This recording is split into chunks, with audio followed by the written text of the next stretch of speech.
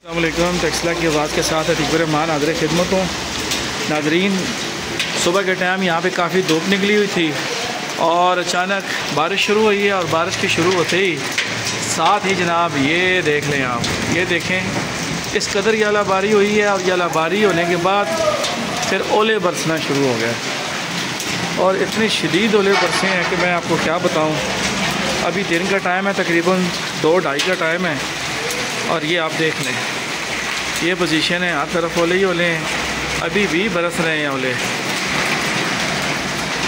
यहाँ पे गाड़ियों की क्या पोजीशन हो गई है ये देखें, ये गाड़ियों के छत पे मैं आपको बता रहा हूँ, ये आप देख लीजिए, ये ज़रा आप पोजीशन चेक करें। और अल्लाह ताला अपनी हिफ्ज़-ओ-अमान में रखे। अब फिर इसकी रफ़्तार जो है वो बढ़ गई है,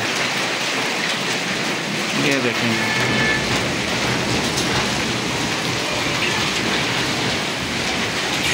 लोग जो हैं वो धड़ाधड़ बना रहे हैं वीडियोस वगैरह। ये तो मेरा ख्याल है गाड़ी का छत भी टेढ़ा हो गया है, मुझे तो यूँ ही लग रहा है। अब पता नहीं क्या पोजीशन है इसकी, लेकिन मजमूई तौर पे ना ये सूरत हाल है सारी। अल्लाह ताला अपने ख़ुसूसी हिफ्ज़-ओ-अमान में रखे जी सबको।